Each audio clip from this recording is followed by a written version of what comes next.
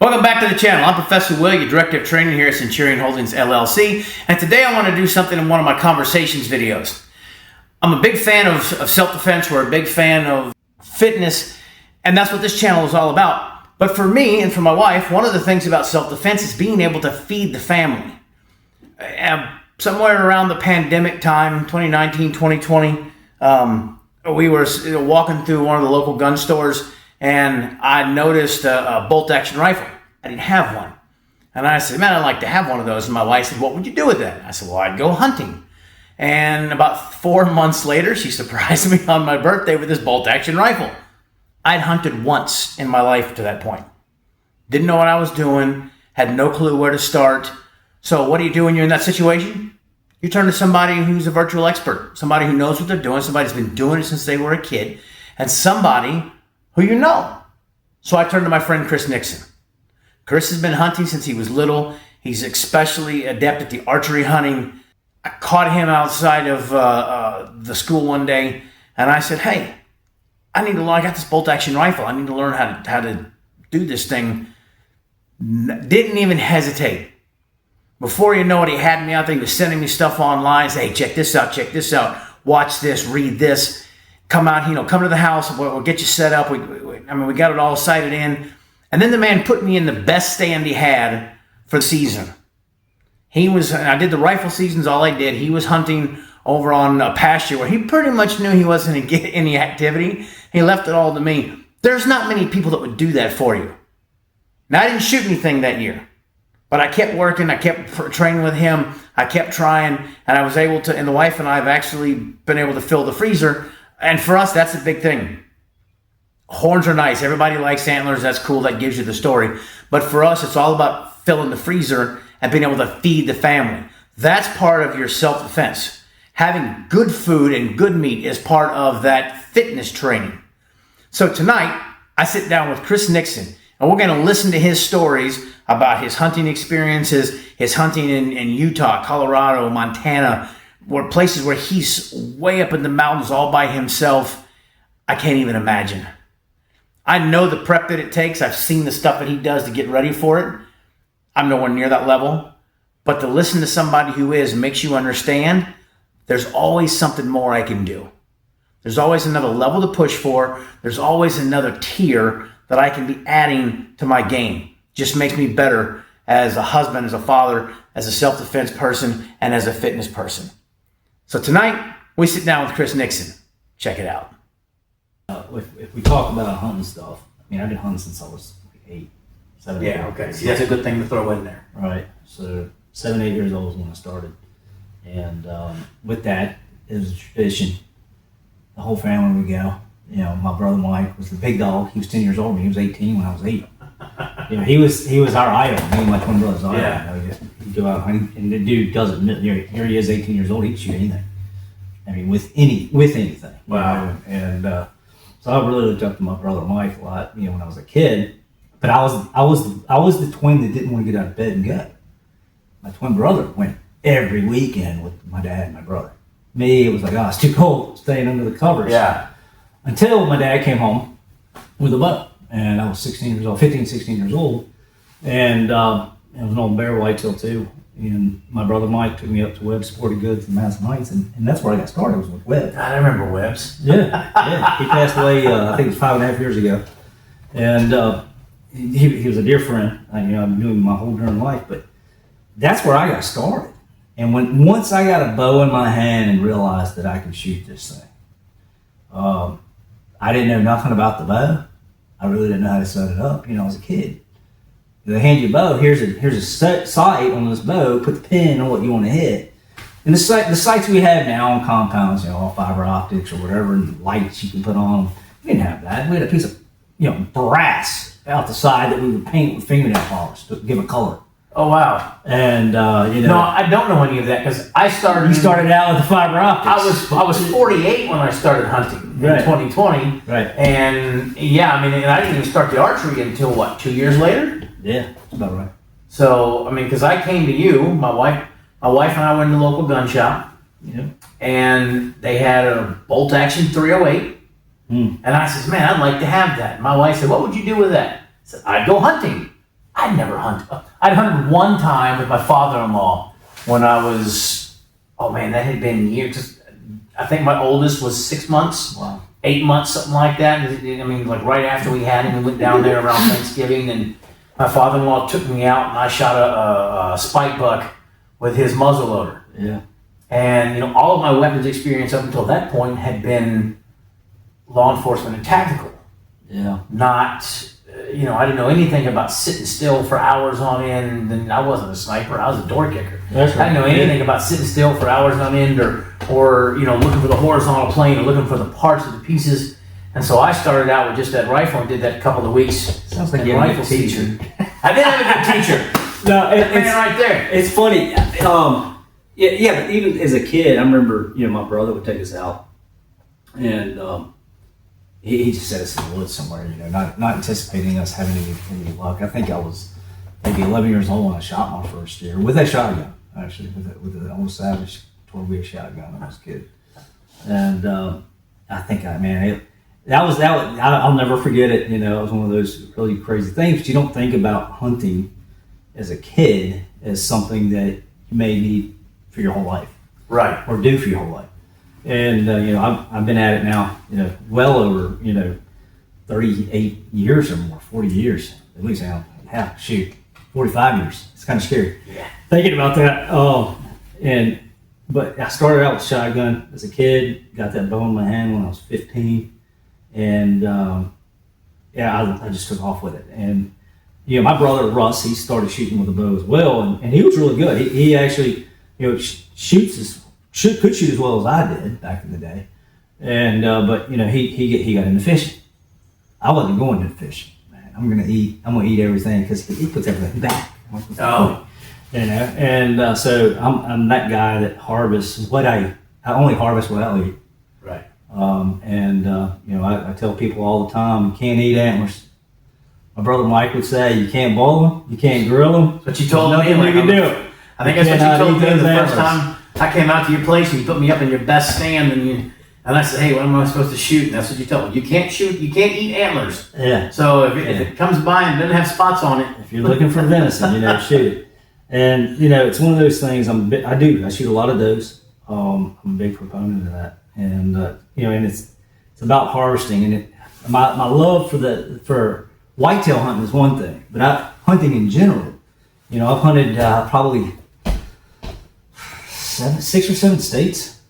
5 being for whitetail, 2 being for elk, and 1 other for turkeys. But you know, I've hunted Michigan, Kentucky, Illinois, New York, the UP of Michigan, which is a totally different animal. Western side of the UP, or the Upper Peninsula, Colorado, and of course Utah and Montana.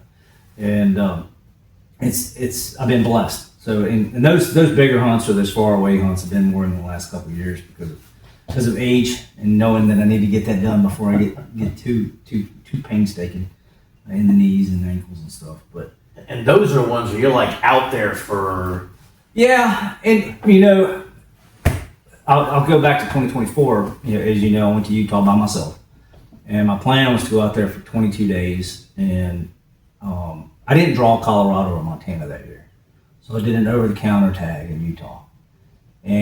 But I only had a certain window, and it started on September 6th and ran through September. I think the season ended on September 23rd that year. It was really weird what the state did. They changed the timing of their archery season like a month before the season started. They changed the dates. I was planning on going out the second week of September and going through the end of the month, but they pushed it all the week forward. Oh. So I ended up going out west to Utah by myself, and this kind of speaks volumes on really what you're talking about. You know, the vision of how hunting can help you with, you know, figuring out a mindset of a survivor, how to defend yourself, how to be prepared for situations. And I think that one trip taught me a tremendous amount. You know, I've got some friends of mine that do live out there, live close. I was alone all but 2 days. technically 3 when one of the guys showed up and spent the night with me and tried to help me find some elk while I was out there. I was there for 18 full days and camping in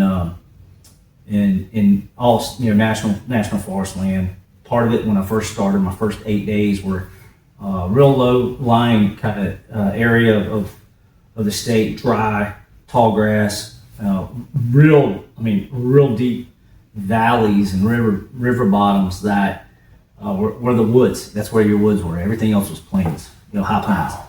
And there was no elk there. This place had been hunted out the year before. The state had opened up to the public. Gotcha. Rather than a draw area. There was some sign, but you could tell that they'd been there and left. 8 days of nothing but silence.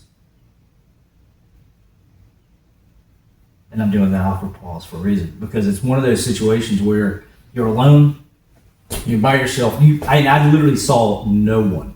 That's why I knew I had a problem. When you're not seeing other hunters potentially even driving through, you know that there's nothing there to hunt, and or at least the game, the amount of game's not there.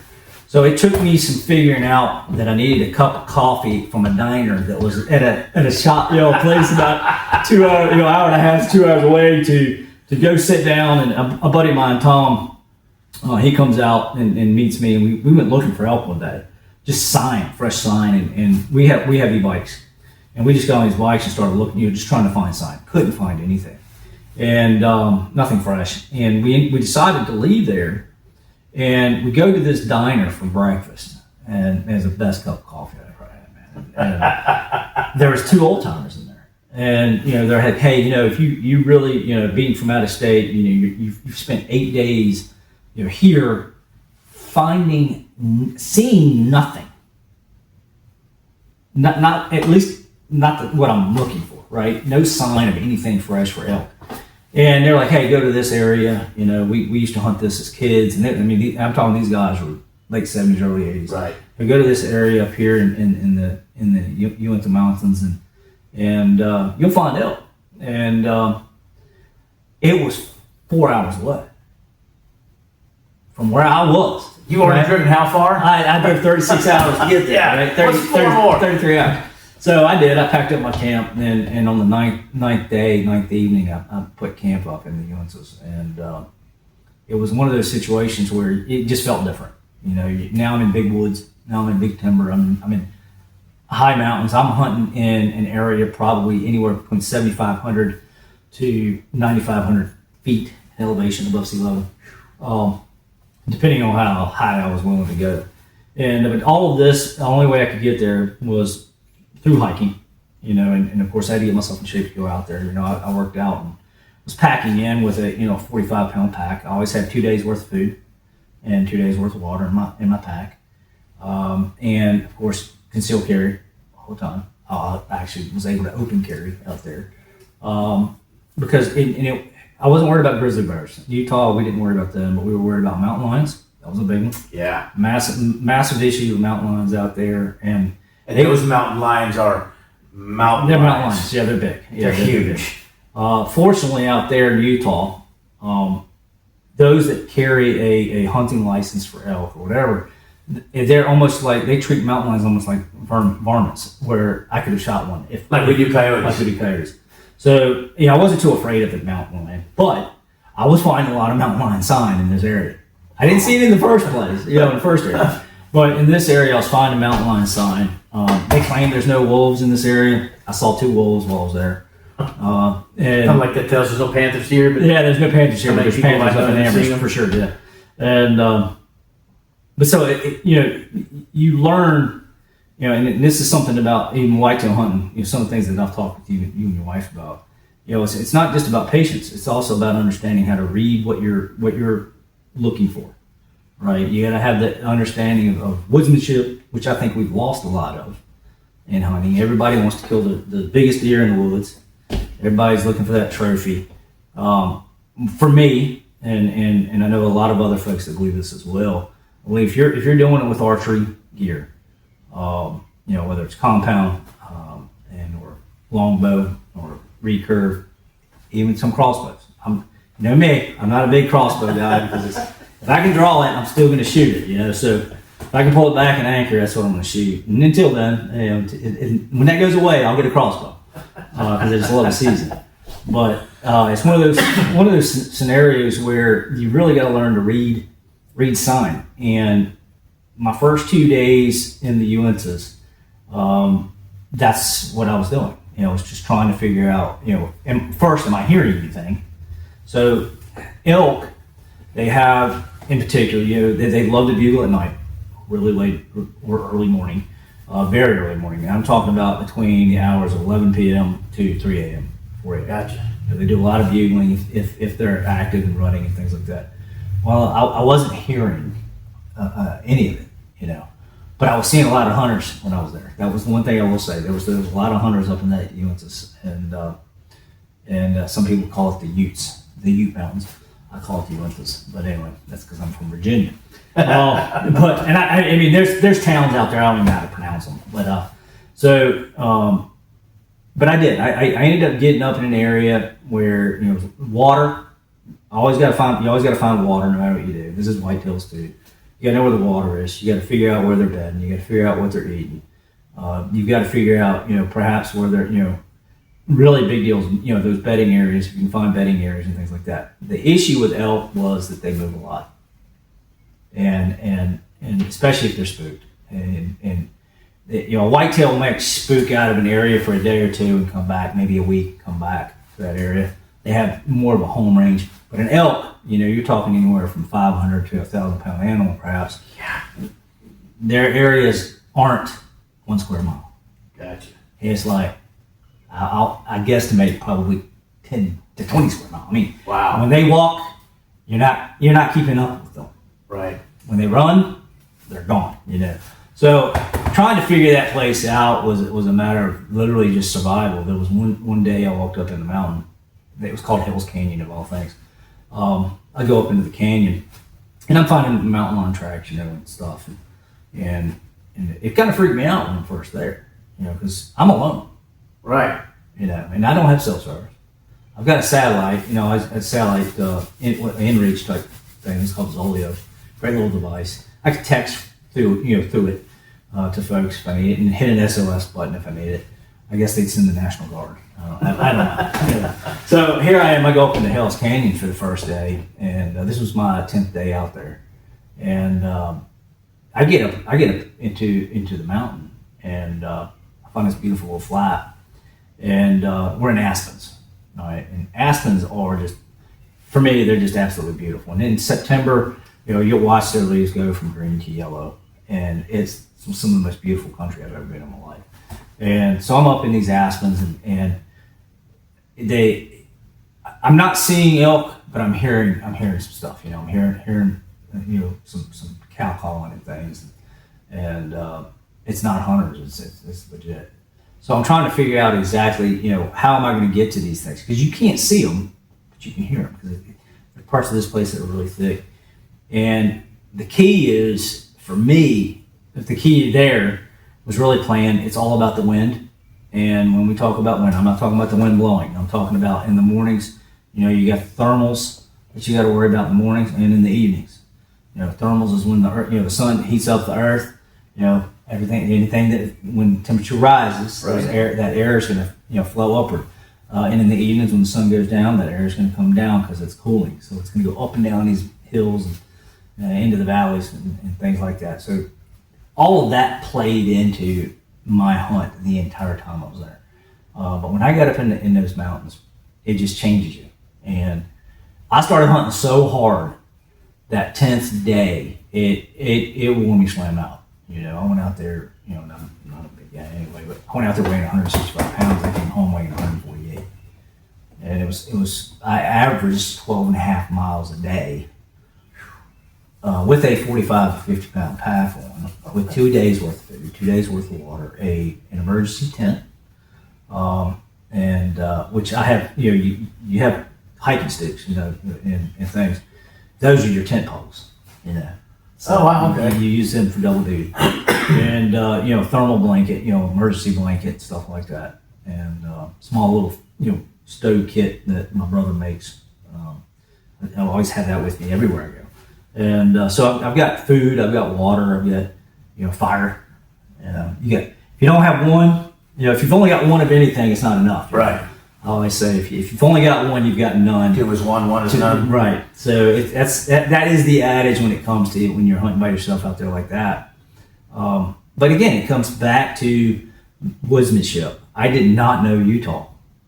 Now, had I been in Colorado, it might have been a different game because I knew the area that we were hunting in Colorado very well. It would have been a lot easier. This was now, okay, I'm challenging myself to do something that I've never been able to do before, which is find elk and hunt elk that perhaps no one's ever laid eyes on. And I know that sounds crazy, but there are areas of these mountains that are just so deep and rugged. I found myself quite scared at times. Wow. And it gets to be 9 o'clock at night, and all of a sudden that sun goes down, and there's nothing. Like, you can't see your hand in front of your face. And you're going out with a flashlight. And that's the other thing. You can never have enough flashlights. You can never have enough batteries. You can never have enough, any of that. In fact, I have a set of solar panels made by a company called Pale Blue. They're out of Utah. The owner is a good friend of mine, and Tom. And Tom Bishop is his name. He's the CEO. And he gave me the solar panel. And I use that to charge batteries that they make with a C-type charger port on it. And it's pretty cool products, but you prepare for those things so that when you're there and something should happen, you're ready for it. I got into elk my 11th day. I spotted my first bull elk. Now keep in mind, I can't kill cows. I can't shoot a cow. Okay. So I can only shoot bulls. And I could have shot a spike bull, or what they call any bull in these areas I was hunting. So I truly, if it had been a spike bull, I would have shot it, being my first bull out of Utah, because it was that hard to get on. I wanted elk. Right. You know what I mean? So I chased sounds. I chased bulls for 4 days straight, and could never get inside 80 yards on anything. I did find 2 really nice bulls the last 2 days I was there, and each time I got busted by wind direction cows. Them women tell you. Cows. I had one. In fact, I'd never heard of an elk making the sound that this one made. I'm watching this one bull. He had a couple smaller bulls with him, and he had 7 or 8 cows around him, and they were really ramping up. And again, this is to I guess it would have been the end of the second week of September, September 17th, 18th, something like that. And I'm trying to figure out how to play the wind to get to these elk and get inside 80 yards on them. Now I'm using compound. I wasn't using my recurve or anything like that. I was using compound. I feel comfortable taking a shot on elk out to 60 yards. Everything's got to be perfect, right? I prefer something inside 40 yards. Like whitetails, my preferred shot is inside 30 yards. But with the bull, we've got a really large, what I feel to be a large kill zone. So I'm trying to get inside 60 yards on these things. And I just knew I had a very difficult time figuring out the wind up in these mountains. And I'm sitting there watching it. Literally, and my worst thing being old is my ears. I just all of a sudden realized there's an elk at 15 yards to my right staring at me. And she's staring at me, and movement is a killer with elk. So I'm like trying to cut my eyes to see if is this a bull, because all I can see is her nose out of my peripheral, but she's staring at me, and I'm trying not to move or anything like that. And she let out this god awful noise, and it was like whitetails will blow at you, right? They stomp at you. Elk don't. I don't know that elk blow at you or stomp at you. I've never seen one do that. If an elk smells you or smells something they don't like, they're going. They don't stomp. They don't try to figure out what it is. They're going. That is the stage left. They just go. That's their thing. There is no fight. It's flight. It is literally all just, I'm getting out of here. But she did. I don't know. My thoughts are she couldn't smell me, but she couldn't figure out what I was. She knew you weren't supposed to be there. Right. She couldn't figure out what I was either. And she let out this hiss, and I looked it up, and I found one video about a bull or a cow that made the exact same sound, and it scared me so bad. I mean, I've heard wolves, I've heard bobcats in the woods, I've heard coyotes in the woods, but I will admit, that one scared me. It was the weirdest sound I've ever heard. And when she did that, all these elk that I was watching just took off. And I took off after them, trying to catch up. I had my buddy Kevin Jensen out in Utah tell me, you're never in elk shape. You're never in good enough shape to keep up with them. Oh, bet. And I mean, for every one step they take, that's 7, 8 feet, you know. So I chased them 13. I think I went between 6 and 13 miles that full day, trying to get in front of one set of elk. And it about killed me. It wore me out so bad. And I got back to camp that night. And the next night, which was my last full night there, my next day I finally got on another bull, and I got inside. I got into about 75 yards on him, and I'm thinking this is going to happen. And you gotta do all you can to keep positive. You know, this is going to happen. This is going to happen. And again, some more cows came in through past me. They did not know I was there. They didn't take off running or anything like that. But they went past me, and as they walked past me, they got to all this other little herd. And I don't know if maybe one of these cows was in charge, man, because it was like they just kept walking, and everybody started following them. And, so I watched them walk out of my life, and I ended up getting really, really sick that night. I was right at about 11 and a half miles from my truck, and I was camping in a tent, behind my truck, right, as far from the ones I could get it. And I got really, really sick that night. Came down with fever, and I had 4 days left to hunt. And I got back to camp, got back to my truck, and I built a fire. I couldn't get warm. And I texted my wife Karen, and I was like, I got something wrong. My body was giving up. My body was quitting on me. I've been eating, taking electrolytes. I've been, eating. I bet I ate. Oh man, the calories I was taking was just unbelievable. I was eating all the time. I know it wasn't a food thing, but I ended up getting a fever. And a real good friend of mine who does quite a bit of Western hunting, his name's Mike Davenport. He lives in Kentucky. I texted him and said, dude, I think I'm gonna have to come off this mountain. And that's how I ended my hunt. The next morning, I was still awake. I got my truck trying to get warmed up. I hadn't done that since I was a kid. And I jumped the truck trying to get warmed up. I could not get rid of the cold. And it really wasn't that super cold. Now it had been snowing, right? That type stuff. And the temperatures were, in the high 20s, low 30s, but I really didn't think it was that cold temperature-wise for what I was dealing with. But I could not get warm, and once your body temperature drops, if you can't get it back up to normal, you're in trouble. And that's where I was at. I just didn't have the calories, I guess, in me, or my body was done, and that's how I ended up finishing that hunt.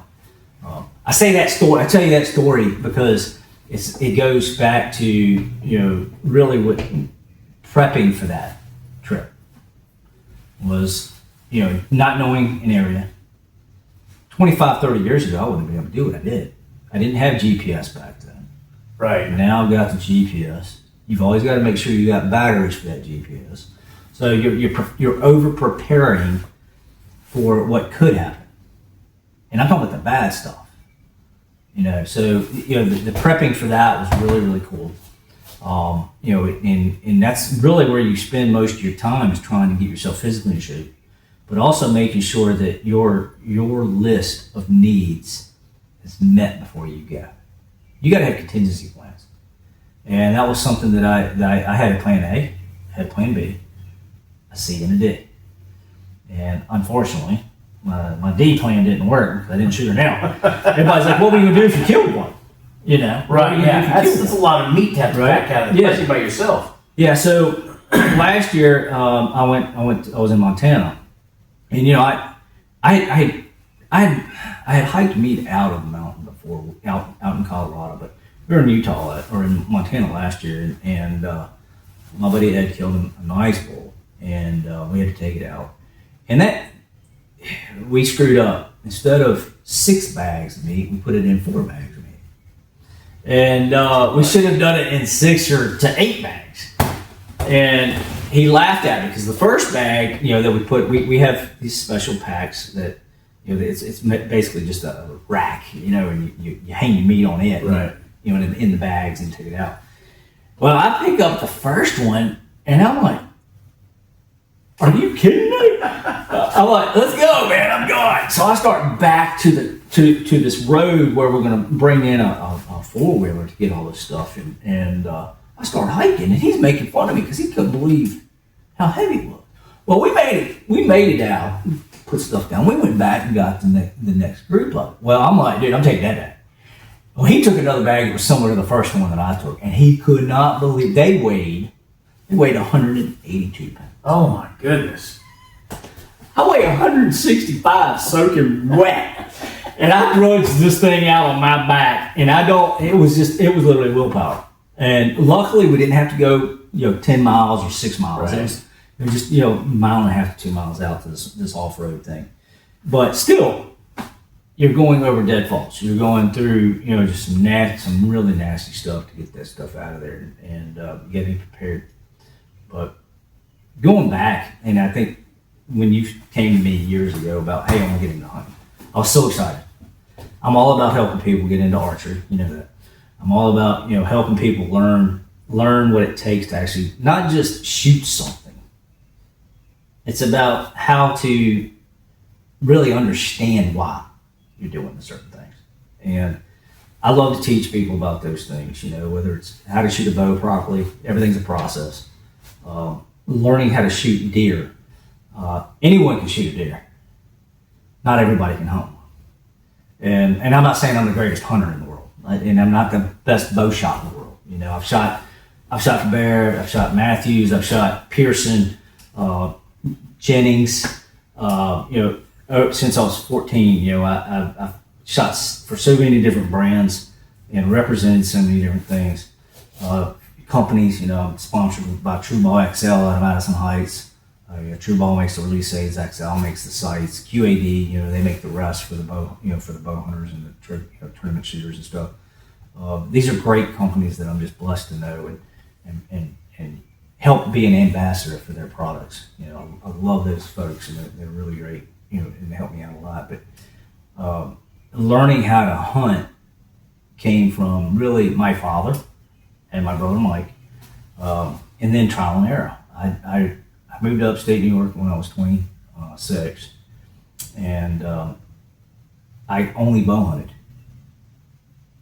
I think I picked up my rifle twice in the 10 years I lived there. Wow. Twice, like literally twice. Went out twice with a rifle. I did hunt with a shotgun for turkeys when I was up there, but most of the time I wanted to be out of the woods before rifle season started because you got your New York City yuppies coming up. Oh. And yes, everybody wore blaze orange from head to toe, but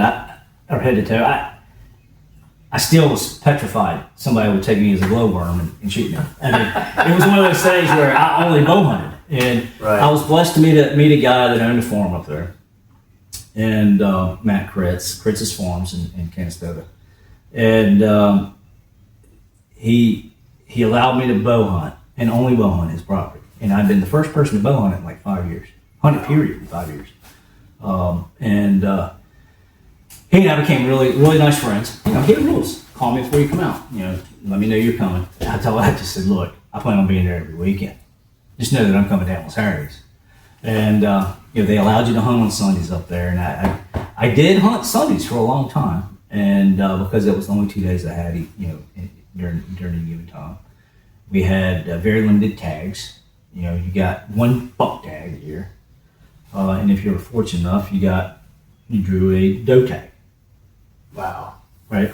So, and we take for granted the ones we get here. Dude, I have filled every single one of our tags in a season with does. So yeah, here, 6 deer, whatever, and then you can buy more, So I learned to be unbelievably patient there. I also learned how to, my bow hunting is what helped me through trial and error become a better woodsman. This one location that my first really nice deer, which you've seen in my office at work, was shot at 2.5 yards from the base of my tree. And I had seen that deer that morning moving a tree stand. I was moving a stand and spotted this group of deer moving into this area of a swamp. And I realized I had been hunting this farm completely wrong. It was the middle of the day, they were moving. And because I wasn't seeing deer in the mornings, that first way.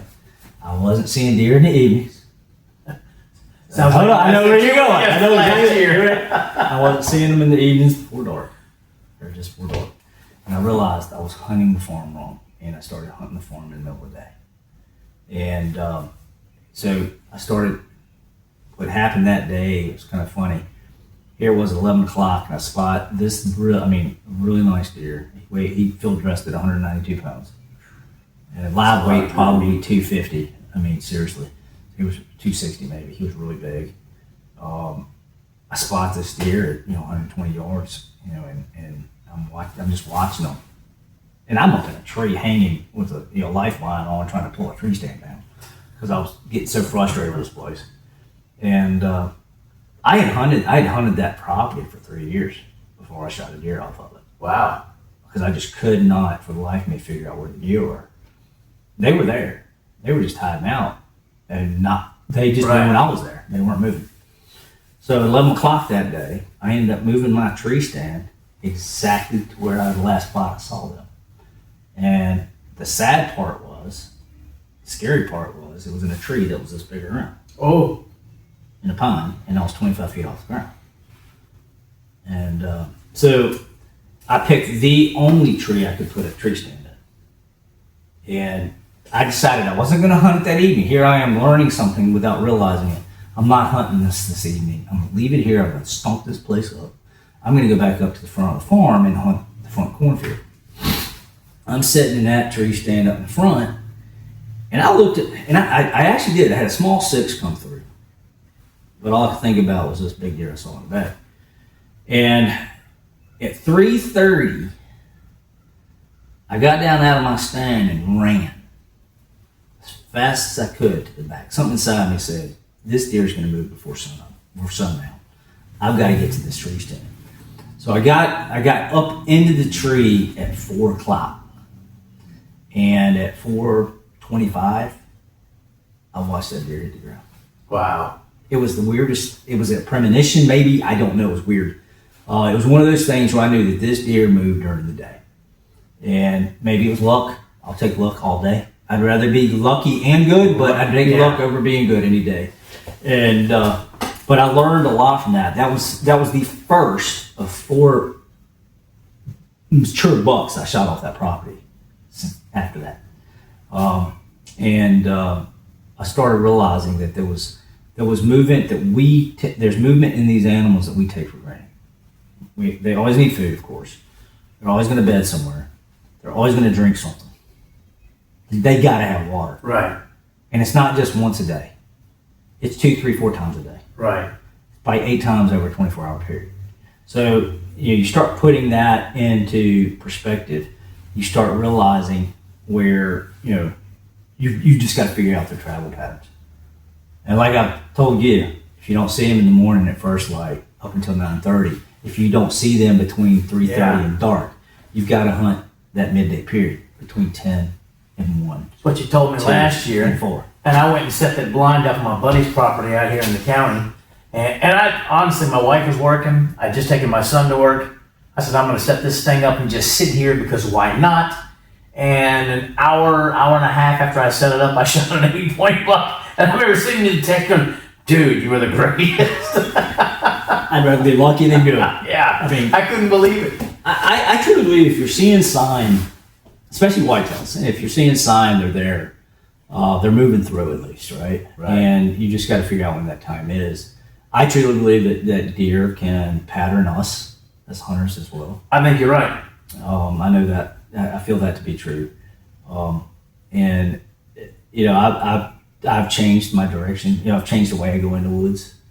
I will go the extra 2 miles around the property by road to come in on the backside to get to a tree stand that I've probably been going the same way, Right. 4 or 5 times, and then you know what? I'm gonna change that up, come around the backside.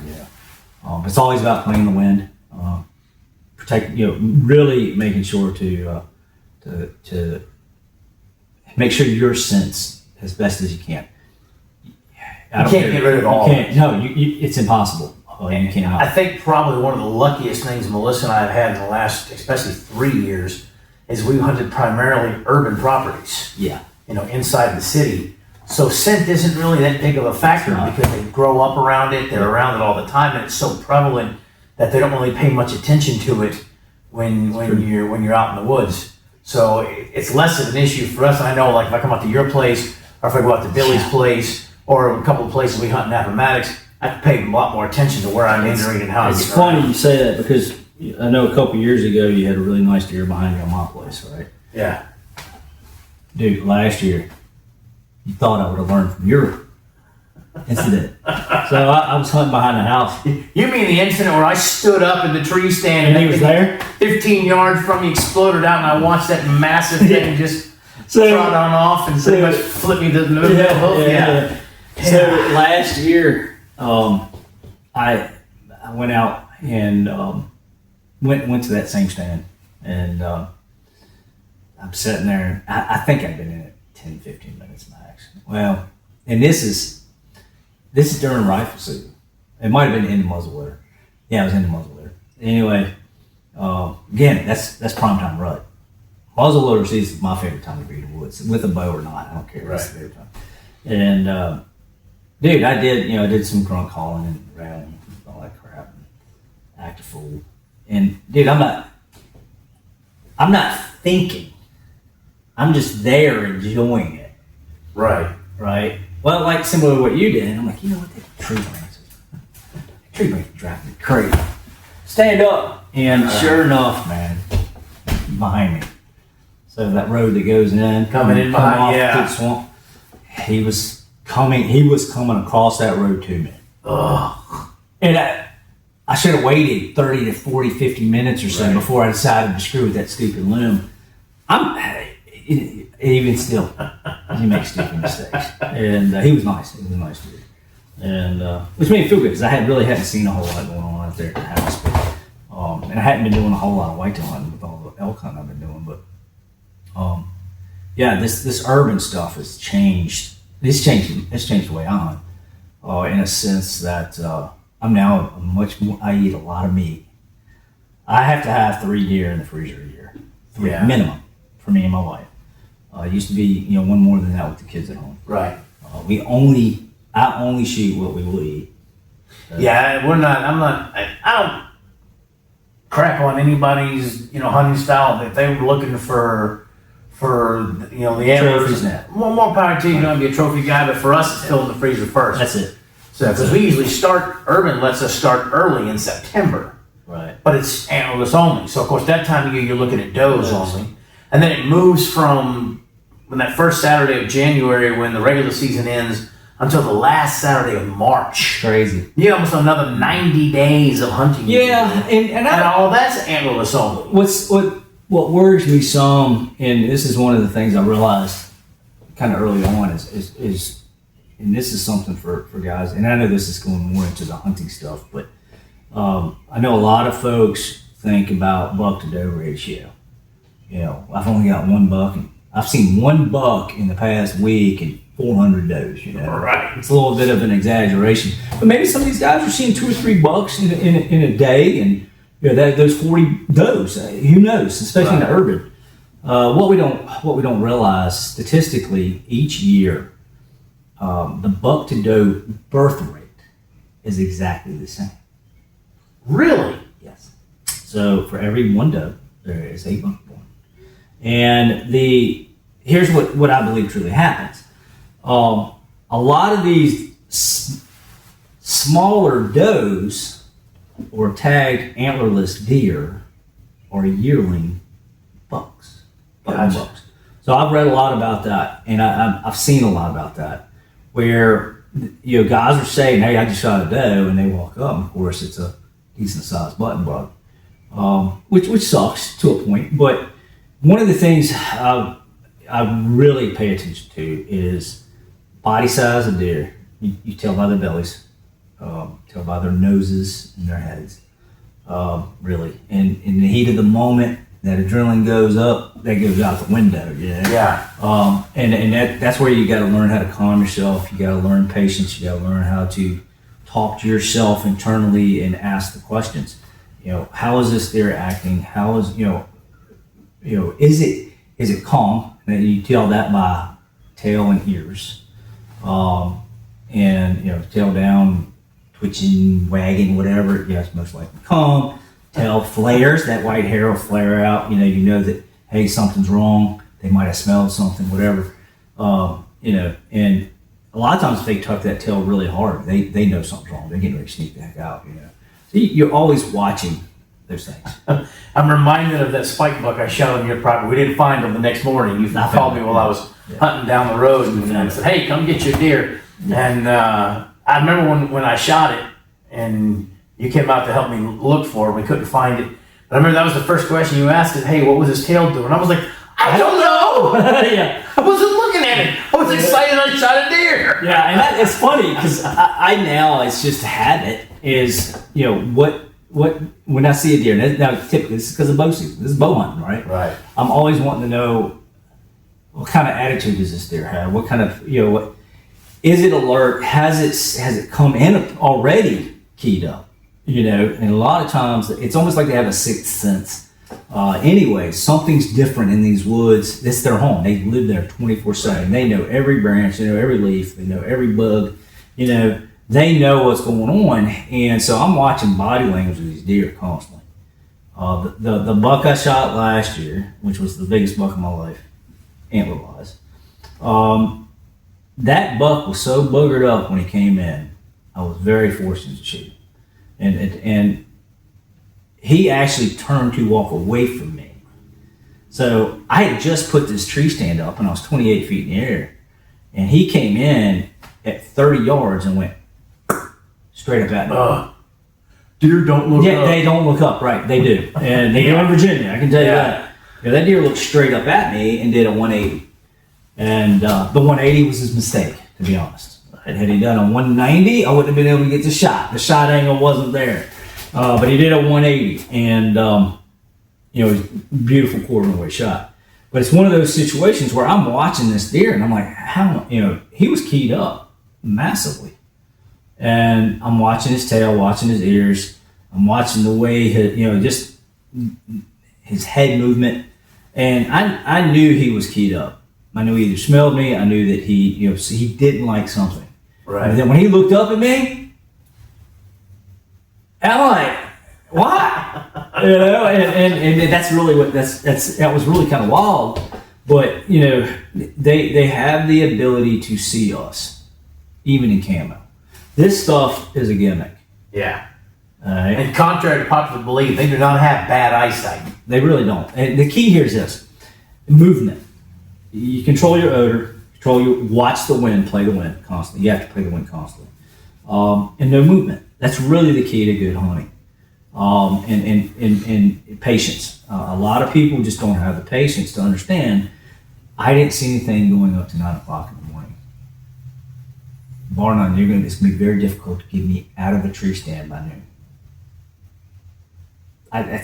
My wife has had that phone call between 11 and 11:30 more often than not.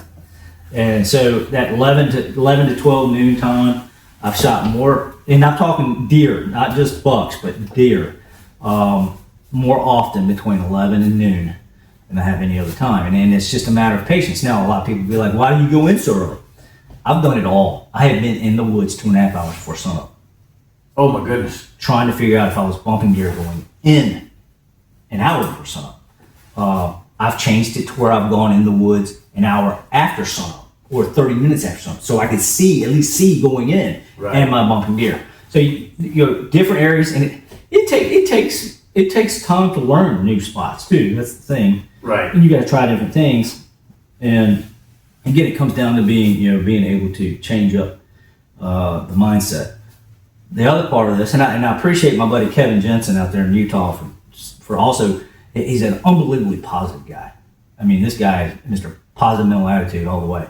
You think it, you can do it, and he goes down to all that Dale Carnegie stuff, Hey, what the man can see, the mind of man can believe, right? W. Clement Stone. So it's one of those things. There's some truth to that. If you can believe it, you can do it. And if you believe it, you can also believe it into existence. And he really is that. He really does believe it. I don't disagree with him. Because if you can keep, and this is where you get your patience, is keeping a positive mental attitude while you're out there. Right? So the hunting stuff, it's a passion of mine. Everything I've shot with a bow has been with a compound. This year is going to be with with this puppy right here. This is amazing. So that bow was made by a 27, 28-year-old gentleman named Dan Stinger. He lives in Indiana. I met him a year ago in April at the Single String Boot Camp, which is sponsors the U.S. archery team. I've gone up there 4 of the last 5 years to support the U.S. archery team. It's a fundraiser for them. And that's called a longbow, right? That is a longbow, okay. Even though that is a short longbow. That is a 56-inch. But, you can see it has no optic sight. It's got no sight whatsoever. Yeah. So you're sighting based on your body positioning and experience shooting it. It depends. There's different ways to shoot traditionally. Now, this is called traditional archery or trad. I keep my crossbow. Yeah. I'm not at that level, boss. So these are wood arrows, and I may or may not even hunt with wood arrows. Wood arrows like to break.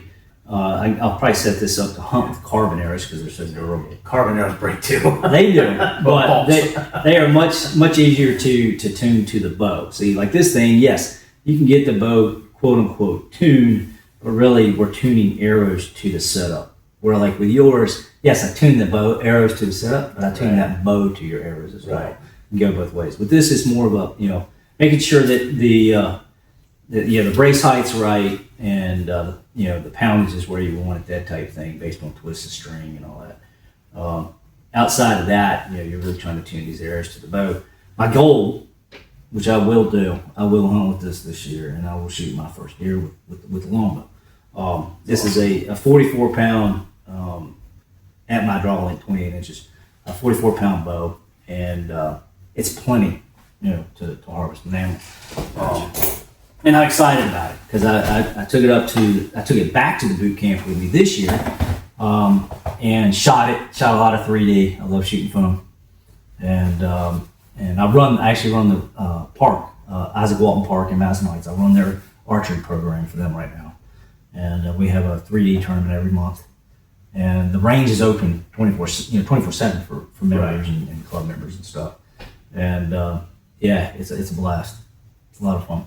So when I started the hunting, of course I came to you and was like, hey, I got this. Yeah, please talk. I bought that. I'm enjoying it, brother. I bought that bolt action rifle. Sure. And I said, hey, you got to teach me how to do this. In fact, I was telling your sister at one point, I said, Chris is fantastic. He gave me his best stand and let me sit there almost every weekend I was like, you went and sat over in that field.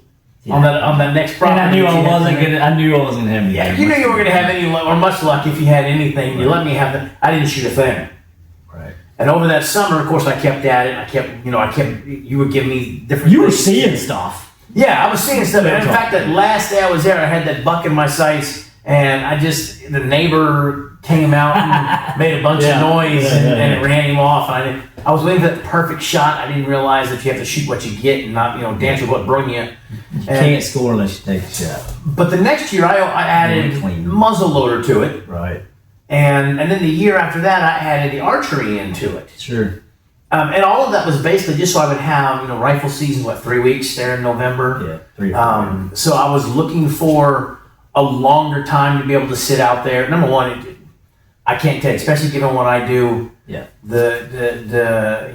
My viewers have probably noticed the last the last month and a half, my videos and blogs have been very spotty because of what's going on at work with me being promoted and moving through the ranks. And for those of you that don't know, I'm now the number 2 in my office, and it came out of nowhere. I wasn't expecting it, and I'm drinking from a fire hose trying to learn. It's well deserved. It's well deserved. Well, thank you. But it's been time consuming.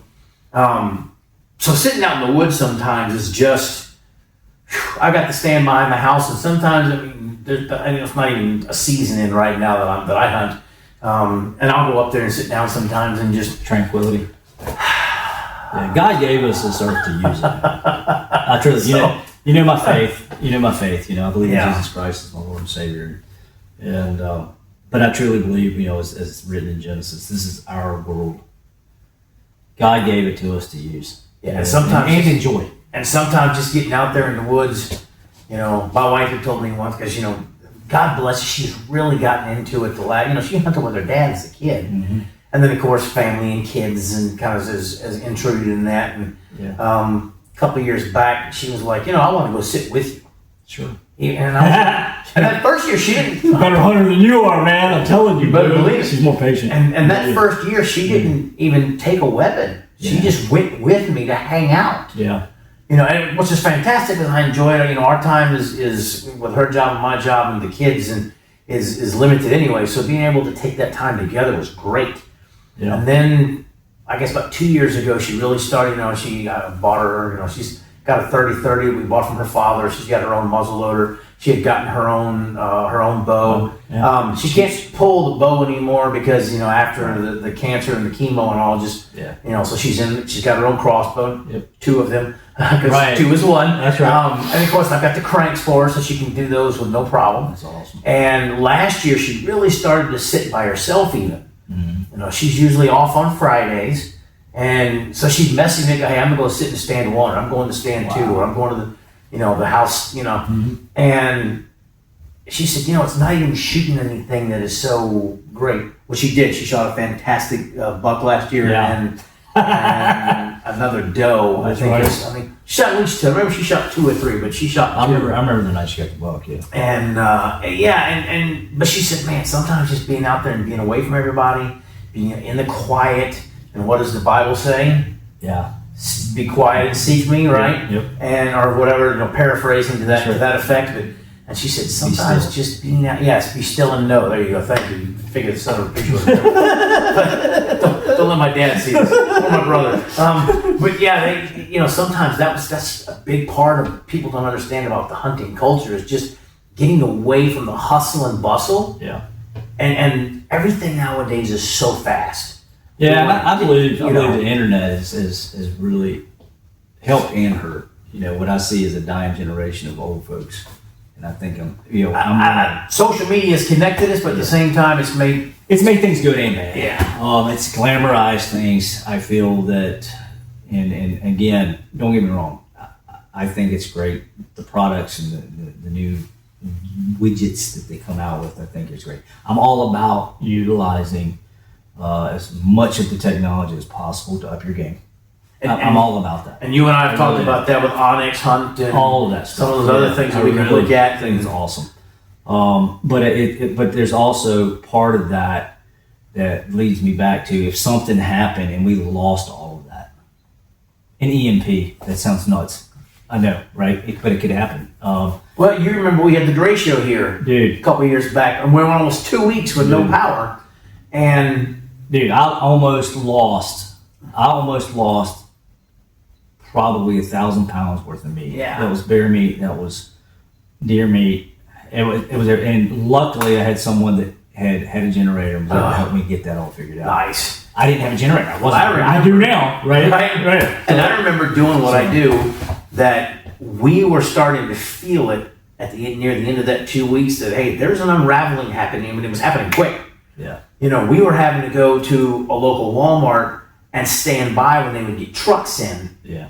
Because people were trying to come in and get the ice so fast that we were having, we didn't have a riot, but it got rowdy a couple of times. To ration it out. Yeah. Where we had to get out there and, and be like, hey, y'all have to, and the local guys had to get out there and say, you can't, everybody's got to stand over here. To that point, though, So it doesn't take much. No, you mentioned the derecho.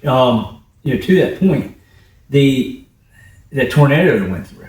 That's right. Right. It hit. That's right. It hit 2 houses down from my house in Elam. Yeah.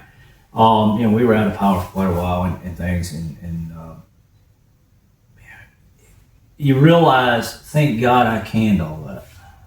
And I know that's going so old school. Do you want the best? Some of the best stuff I've ever eaten is canned deer meat. Right. And I don't know if you've done that yet. Don't tell Shoemake that, because I give him a hard time for canning all that meat. Does he? All right, that's my boy.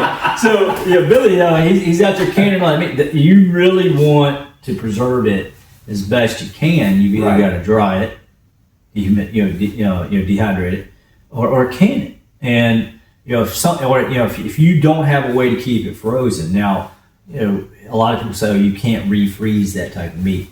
If it thaws out, you can actually refreeze it. You got to be careful how you do it. But I don't recommend it, of course, because you just don't know. But you talk about wanting to know where your meat comes from.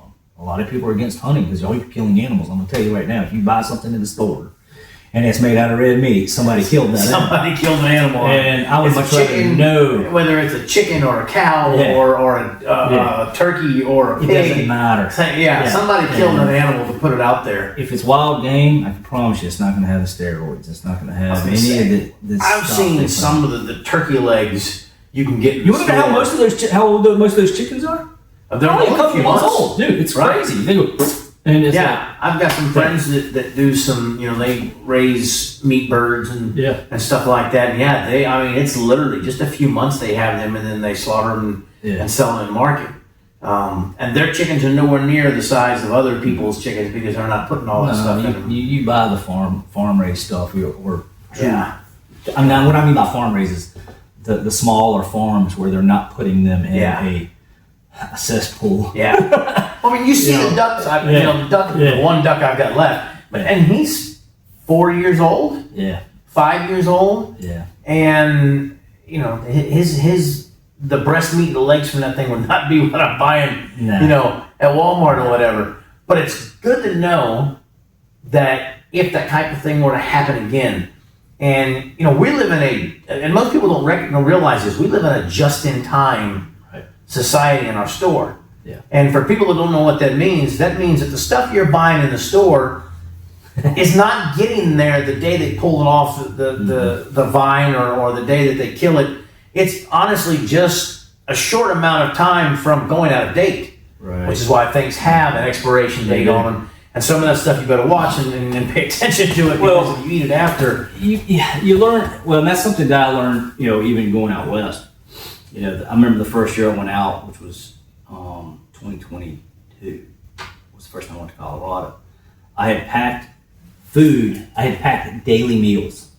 Right. I remember that. And I still watching you the whole back of your truck. I remember. Everything was in a glad bag. Something in a bag. I remember looking and saying, I can't hunt. I had everything measured. And this is my daily, lunch, lunch, breakfast, dinner, whatever in this bag. Halfway through that hunt, my food went bad. Yeah. Wow. And halfway through, and I was out there for 2.5 weeks. It was the shorter of the 4 trips I've been out there. But halfway through, it went bad. And I recollect what I bought. I bought stuff that was from the store. I unpackaged and repackaged. Yeah. Had I not unpacked it, it probably would have been okay. Might have lasted a little longer. Right? So I learned a big lesson from that. And those are things that we take for granted. This food's it's in a package of its own. Right? It may stay good there, but anything interrupts that, it's going to go bad fast. And I think it's and this is, I'm not one of these prepper guys. I don't have a can in the backyard that's full of food, and I don't have something buried in the yard. That's not me. I'm somewhat reactionary to what might happen. I believe in self-defense. I'm a concealed carry permit holder. I'm an NRA pistol instructor, a shooting instructor, and all safety instructor, all that stuff. I'm a martial artist. It's been years. I drape now because of all the surgeries, but it's one of those situations where we look at what does it mean to actually be prepared. Hunting has just taught me how to be more prepared. And that's really the key to everything. Yeah, and it's for me, it's good to know that if that situation were to happen again, like we had the derecho, we had the tornado, we had what we thought was going to be the dam burst that time, and ended up not, thank God, because nobody killed my wife. But where I was positioned at, I was sitting, I had about 30 seconds to get out of there if it went, and Shoemate was down the road, and he had about 45. Yeah. And, but it's nice to know if those things happen, we do know how to feed our families. Yeah. And the neighbors if I need to, and, Had that dam burst, 30 seconds was not enough. No. Because I know which dam you're talking about. Yeah. I helped take that, we helped take that water out of there. Yeah, I was sitting there facing them up the road, up the hill I was going to have to go up to with my Tahoe and drive. Yeah, and that's scary. Yeah, and I was like, this is scary. Yeah, it would have been like I said, we don't nobody tell my wife that that's what's going on, because I don't like her to hear those stories from work. But I think just having the mindset, the confidence to say, if this goes bad, I can go out here in the woods and raccoons, possums, I'll tell you, a fox, there are squirrel. You talk about that out west, they eat mountain lion. Oh, you don't sure. think about it, but they do eat it, and they say it's very good. I've never eaten that. I've eaten alligator. I mean, push comes to shove. Buffalo. I've eaten all the red meats, so to speak. Yeah. The other white meat for me is alligator. I love it. And push comes to shove, you can shoot a coyote and eat. Dude, I'm telling you will do what you need to do in order to survive. But in this day and age with technology, everything seems to be speeding up. Yeah. Everything is a panic. Everything has to be dramatized over the top. And I think that through hunting, I've learned how to relax. Through just shooting a bow, I can go shoot a bow for hours. Yeah. And not even that good at shooting a bow anymore. It's just enjoying the process. And if I was shooting that one, you might want to be where I'm aiming. I got to put a plug out there real quick. So I went into WW Novelty today, and I'm up there shooting in their archer range, And this is literally the first day I've shot these particular arrows that were made for me yesterday by my buddy Rusty Ogden. And so I'm up there shooting, and Steve, owner of WW Novelty, comes, "What shoot that?" And I'm shooting groups like this, just trying to figure out where to aim, and do I want to gap shoot? Do I want to do instinctive? Different techniques. And he comes out there and he takes the 3 arrows. And this guy's a compounder, and he puts them in a block like this. Well, he's like, "See, man, I shoot better than you." And I said, "Yeah." I said, "But Steve, I'm trying to figure out how I want to shoot this. Do I want to aim? Do I want to gap shoot? Or do I want to shoot instinctive?" And he thought about it. And he couldn't hit the broadside of the target when he thought about it. Wow. And he's just a naturally good shooter. And we got to laughing. But it's one of those things, I'm a process guy. Everything I do is process. Everything we're all regulated by something. I'd love to say we're all free. We're not. And we're more regulated probably than you really want to know. But it's one of those situations where, this, at least when I'm shooting this, I'm free, Right. And it's not that I'm great. I mean, in my 20s, man, I'd shoot against anybody. When it comes to tournaments, we do. I never knew what a rangefinder was. I was killing deer without rangefinders. Shooting deer without, I had to judge distance. I had to learn how to do things that way. And then I moved back here in 2006, and I got my first rangefinder. It ruined me. I got my first electronic laser rangefinder, and it ruined me. No, I understand that sentiment definitely, because I spent all my years, in martial arts and at both the schools I started here in town. I was a mat enforcer, which I don't know if you want, but for people that don't know, that's when somebody comes in that has an attitude, or a student has an attitude, or you get some guy with too much ego that is throwing around the women and small and different. Yeah, I was the guy that they would look at it and go, "Hey, we have an issue," and go take care of that issue on the mat without hurting them. Sure. I have a friend of mine in New York. His name's Jesse Scuderi. He's Krav Maga. Yeah. And he was that guy. Yeah. And now I'm having a hard time with my knees and fake hips and touch my toes. That's the only reason I don't give you a hard time for the it's like touch your toes. That's the only reason I don't give you a hard time for crossbow. But I think we all have to evolve over time. But two things I want to touch on real quick before we wrap it up that you've mentioned several times is one, the preparedness. Yeah. Like I said, I got started with the hunting issue just because I saw that bolt action. Yeah. I wanted a bolt action rifle. And when your wife says, well, how are we going to, at the time I wasn't making the money I'm making now. Sure. And we weren't sitting, I still had two special needs kids that were younger. And so, money was very tight. God has blessed you. And yes, thank God. And when you have to kind of, not that my wife says you have to have a justification for it, but to spend $700, $800, $900 on something when you're dealing with all the family issues we already had, that's hard. Yeah, you need to justify that. I need to be able to look at her and say, this is why. Yeah. What we're doing now, I bought my last crossbow and I didn't even tell her for a week. She was like, hey, have you ever thought of, oh yeah, I bought that last week. Oh, okay, great. Yeah, I've got several bows that I've owned for years. Yeah, don't look at that, Karen. but at the time it was a different story, and we talked about all of our financial issues, and so I had to look at it and go, hey, I go hunting. Yeah. And she was like, oh, food on the table. She grew up with her father as a hunter, her brother's a hunter, and her other brother fishes, and so that was sometimes that's how they fed the family through the winter. Sure. Was by putting that meat on the table We themselves. did. My dad did. My brother Mike was the hunter. That dude. I'll never forget one time.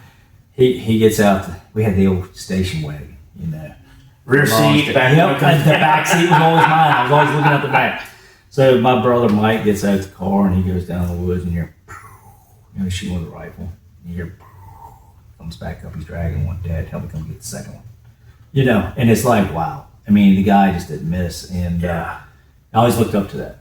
But on that, and this is something for what I really have taken a lot from is body size. You always want to shoot the biggest deer you can, because again, most of your mature does and stuff they're gonna birth for control. They're gonna birth anywhere from twins to triplets. Right.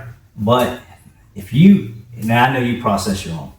Not anymore. Okay. Well, then here's something that's really important for you, because I stopped processing mine. I take it to Joe Albers out there at Green Valley in Monroe, and a small deer that weighs 50 pounds costs the same amount as a deer that weighs 110 pounds. Right. So when you realize that, you come to that realization, crap, I got to pay $85 or $90 to have this 50-pound deer processed. Yeah. That you might pull 30 pounds off of. That's important. If you're lucky. Yeah, that's important. And then you're better off taking that 110 to 130. Because average size deer are actually really a lot smaller than people realize. You need to take the mature does. I'm a big doe. I'm a proponent of doe killing because I truly believe in that buck to doe ratio, and for the health of the herd. I'm a fill the freezer before I do anything else person. I say it often. Yeah. If it's opening day, that first doe that gives me an opportunity, and it's going to have to be a full right, the right size, the right. And I will say I have a hard time shooting does with fawns. Usually, by the time bow season comes around, those fawns are weaned, and they can live on their own without mama. But I still have a hard time with that. Yeah. And I've let a ton of them walk. But if it's a lone doe, it's a mature doe, and it comes up on me during opening day, it will be in my freezer. Well, that's what, we start in September for the early urban archery. And of course, that's antlerless only, which during September is does only. That's right. Because you don't have you shouldn't have any antlerless males at that point, any bucks walking around like that. But, and it's not uncommon for me last year I didn't shoot all three of them, but like the 2 years before, I shot all three of my doe tags in September. Right. And early I remember that. Yeah, and I was like, man, and that's nice because, like I said, I even told you, hey man, wait for bow season. Wait for the actual season, the full season. Well, and it was nice because by that point, we filled pressure's off. Yeah, and my freezer's like 3/4 full, so I'm like, okay, now I have to take my time because I've only got the one freezer that'll fit about 4 deer, and I think we can fit 4 or 5 into it. But we got so many we shot 5 deer last year, and I actually had so much ground meat from it that we had it in the upstairs, the bottom of my refrigerator in that freezer, and I'm just getting to where I'm running through all of that now. Nice. And I'm like, oh my goodness, we can't shoot anymore because I have nowhere to put it. Yeah. I got to laughing. I was in a store, and I'm trying to remember where I was. Crap. I was in the store, and they had these, the 7 cubic foot freezers. Right, yeah. And it was open, and it had a sign in there that says, "We'll hold 3 Lowe's. deer." I think maybe it was. Lowe's and Home We'll hold 3 deer. Yeah, it had to be Lowe's. One said 1 deer, 2 deer, 3 deer, and I was like, this guy knows how to That's sell crazy. I was going, customers. dude, I laughed so hard because I've got like 2 of them, Yeah. And but yeah, you asking me to come on here, I appreciate it, man. I'm humbled by it, but having the opportunity to teach people, I love it. Teach them about Jesus. I'm now an ambassador for Fellowship of Christian Athletes Outdoors. They have an outdoor program. They teach, I didn't know that. They teach archery, shooting sports, pistol rifle, shotgunning. And I know they have a local jiu-jitsu class at church. Tim Hill's local guy here in Lynchburg for FCA, and they're your traditional sports. And then we have FCA Outdoors here now that does all the outdoor stuff, the shooting and shotgunning, like trap and ski, and then of course archery. And this year we've got the FCA Competitors Camp at Liberty. This will be the 2nd year up there. It's actually the first week of July. Oh wow! It's going to be June 28th, 29th. It's going to be rough. So last 2 days of June and first 3 days of July, it's at Liberty. And Isaac Walton League out there, Madison Heights, is hosting the outdoor part of it, and all the football players and basketball players and track stars and soccer, they're all up at Liberty. And or on a golf course somewhere, because they also have golf too. So FCA is having that competitors camp. It's amazing. 1,500 kids, high schoolers coming in, loving Jesus and learning how to do stuff. And it's a blast. It's a passion for me. I give a shout out to Eric Sheets, who is our area rep. He's out of Giles, Virginia. I was blessed to meet him a year and a half ago or so, and get involved with him and the organization. And I'll be doing it again this year. I'll be blessed. Well, I know you've taught me like so much about just the basics of hunting. How do you, like I said, for me it started with that one bolt action rifle that frankly hasn't left the same. I understand. In the last I 3 get or it, 4 man. years. I get it. Because I got in that muzzleloader and I enjoyed the muzzleloader so much that I went 2 years without even pulling it. And the last 3 years has all been Archery. The crossbow stuff for the urban archery. So, but what do you think is the easiest or the best way? Is it for somebody to start with a rifle like I did, or what's the best way for somebody to kind of like get into it? We're looking to feed the family. We're not talking trophies or competition, but we're looking to put meat on the table for the wife and kids or the family. Yeah, I believe it's getting buying a reliable rifle. You don't have to go out and buy the most expensive set of optics. A solid set of optics, that's number one though. I will say this, you could buy a subpar rifle, and if your optics are no good, it's not going to do you any good.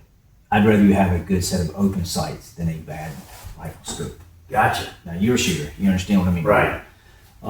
So I've taken a $100 muzzleloader and put a $350, $500 scope on it and shoot deer 250, 300 yards. Wow. And so it really depends on the person. It depends on what you can afford to do. My adage would be find what your passion is and then learn why you do it and learn the basics behind it. I think if you know why you're doing it, what your why is, because everybody's is different. Right. And I'm all about the why at work and about the why. First blog I wrote for this thing was knowing your why. Yeah, why we do this.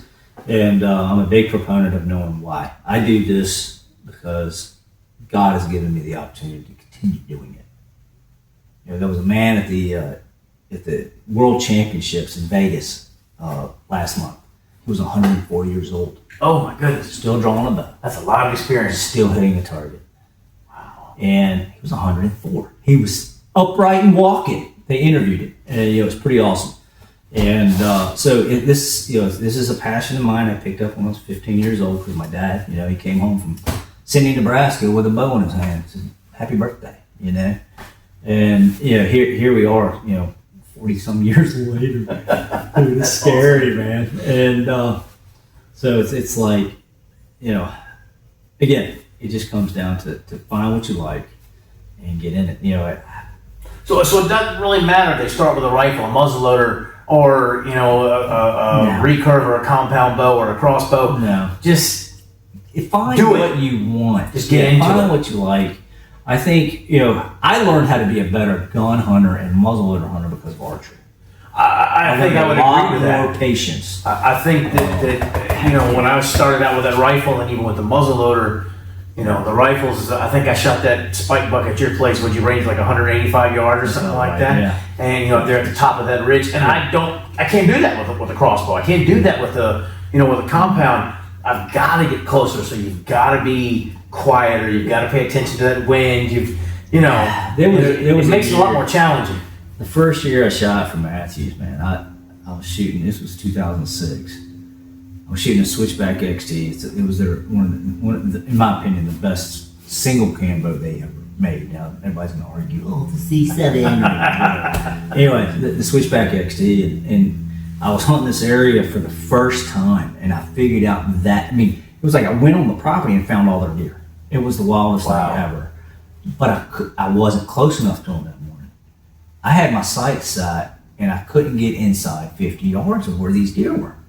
So I went home and practiced at noon to 55 yards. I went back that evening and killed 2 does at 52 yards on the exact same trail. I filled I put them in my freezer, and I know that sounds weird, and that's a long shot. Now, I don't advise that for everybody. I was 36. I could see. I didn't have glasses at the time. And shooting an 80-pound bow. It was one of those situations where, and that's a modification to the bow, by the way. Yeah. It only went up to 70. Right. That's cams, that's some tweaking, learning how to manipulate equipment. But anyway, we won't go there. So it was one of those things where you do what you got to do to put meat in the freezer. Right. The red meat that I eat at home comes out of what I put in the freezer. It's not what I buy at the store. It's what I literally put in the freezer. Same for us. And now, it's not any cheaper than buying from the store. With all the toys I have to buy every year, it becomes the most expensive meat you can buy, but it is also probably the most healthy. Yes. I think elk is a little bit more healthy than whitetail deer. But when it comes to calorie intake and fats and trans fats and all that, it's gone. Venison is the way to go. Yeah. So the other thing that you've mentioned several times, and before we wrap it up, I want to throw out there, mindset. Dude, you talked about the guy with a positive mindset. You talked about your mindset when you were out there. Mm-hmm. Of course, on the martial arts side of things, that's all mindset. Huge part of doing what I do for a day job. Mindset. What is it that I think my dad used to tell me? If you determine you're going to have a good day, you determine you're going to have a bad day, you will. That's right. It doesn't matter. Right. My dad used to tell me, if you go into things with a poor attitude, thinking this is going to be terrible, it doesn't matter how good it is, you're going to make it terrible. That's or right. Your perception is going to say this is terrible, no matter how. If I sit in a tree stand for a couple of hours, 3-4 hours on a morning sit, I see nothing. I can look at it and go, man, that was horrible. I didn't see anything. Or I can look at it and go, well, I didn't see any deer, but I got, like in the one stand I have over here a couple of years back, I watched a hawk come in 3 feet over the ground trying to get a squirrel. Yeah. I didn't know squirrels could scream. I heard that thing make a noise, and it jumped and ran, and that hawk missed it, and that hawk hit the log he was sitting on and rolled end over end, and then jumped back up on that log and stood there for a second like nobody saw that, right? Yeah. And then he flew off. But I was like, I could have looked at that and said, that was horrible. I didn't see any deer. No, I got to see something that very few people have actually seen. A hunting hawk in the wild. Right. And the turkey that walk through that area, I can't shoot those because it's in the city. So, it's horrible. But, you watch, and watching, they don't fly very well. Watching them try to run down the hill, and then, when they finally get off and get up into the tree, and, and just a different wildlife I do see around me, that mindset for me makes a huge difference. Yeah, mindset is 95% of the game for any game. I don't care who you are, pro sports, archery, shooting, martial arts, whatever, MMA, stuff, whatever. It's one of those things where positive attitude is going to help you stay out longer, always. And one of the things me and my buddies always talk about, it only takes 3 seconds. Yeah. In the hunting, in the woods. things can happen and can change within seconds. I mean, for instance, my buddy Ed Muse, he shot the Virginia State #1 buck several years ago, and he had put his son in a tree stand, thinking where he had been seeing that buck. Right, thinking he was going to get it. Right, and he went half a mile to a mile to an area that he felt he wasn't going to see anything in an unbelievably nasty location, hillside, thick, no way there's deer coming through here. And dude, he got in. He said he was making so much noise he couldn't believe it. Again, I'd rather be lucky sometimes than good, right? Good, yeah. Well, dude, he literally had been in his tree stand like 5 minutes. Here he's got the Virginia State #1 that year with a bow. I mean, that's insane. And it only takes seconds. It takes literally anything can change in a moment. And without the right mindset, and with the right mindset, you gain patience. That's a big deal. Yeah, I've learned this. You learn, you get a lot of patience with the right mindset. And if you're worried about work, if you're looking at all the negative stuff, you're not going to have the patience. That's the other side. Our focus defines our future. That's good. And one of the things, and this is a Tony Robbins thing. Hey, I'm a big fan. Tony Robbins, he's got some remarkable stuff. But I read Awaken the Giant Within when I went through my divorce from the first wife. And I can't tell you how much that actually helped me out to stay positive and to move forward. And it really did. It was huge. Big fan of that. So, on that premise, so we tend to focus on things that happen to us. We don't focus on the things that we have in us, with us, at the moment. We worry about what we don't have. We worry about what's not happening. What somebody else has. Yeah, right. Yeah. So if we focus on the things that we have currently, the good stuff, it really keeps us focused. It keeps us going. We tend to worry too much about the future. And this is another thing. We focus on a well balance of present and future. There's things like that keep us patient. I'm a big, I love social media stuff, and there's a lot of people out there that have an answer to everything. But in reality, when you look at truth, in my opinion, the only truth is biblical. And when we go into the premise of patience, right? Yeah, that's one of the big things that God talks about. We need to be patient. Slow to anger. We need to be held steadfast and stand on something. It comes from focus. It comes from discipline. It comes from just being patient. And I'm not great at that. I'm not great at being patient. I'm like a squirrel on crack, man. I get set on doing something. I'm doing it. But in reality, when we look at hunting, when we look at the skills behind it, whether it's shooting a bow, totally different skill set than shooting a rifle. Right. Your brain reacts different ways shooting a bow versus shooting a rifle. We have a fight or flight reaction with a bow in our hand, where with a rifle we can control that a lot easier. We can react, target panic. You've heard that before from me. Yep. That reaction is a fight or flight. It's that explosion of the bow. We've got to be able to control the emotion behind it. And again, that comes back to obedience. It comes back to discipline. It comes back to working the process and talking yourself through it in a positive way. It's the same thing with sitting out in that tree stand. I have literally gone in the woods 2 hours before sunup and left the woods an hour after sunup and never left the tree stand. Oh my goodness. When you pay to go out to Illinois for 7 days. Yeah. You're going to go in the woods and you're not leaving until you put one on the ground.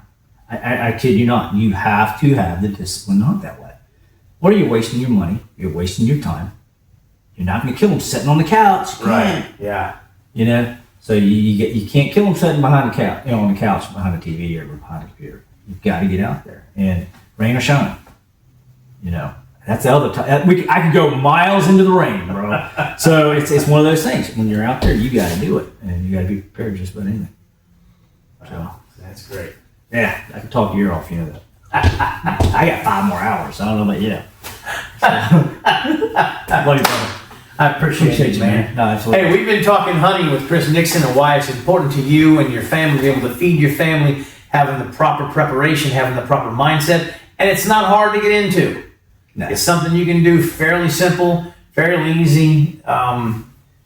It takes a little bit to get Relatively into. inexpensive, depending upon what you're working on. If you're smart, you can. You know, the wife and I found that first set of crossbows we bought for $150 a piece on a Black Friday sale, you know, at the Sportsman's Warehouse. Yep. So it's not super expensive to get into, but it does pay off on the back end when I've got a freezer full of meat that my family can have, and I don't have to worry about where it's coming from. It also, as he was talking about, gives you a great mindset for your patience and your discipline, and I think we could all use a little bit of that. Yeah. So I appreciate it. We've been talking with Chris Nixon. You guys can always find us at Centurion Holdings LLC.net. You can get a hold of us at Centurion Holdings LLC at gmail.com. Find us on all of your social media platforms. All the good, you know, we're on all of them. Make sure you like and subscribe to the channel. Check the QR code right there. We'll see you next time.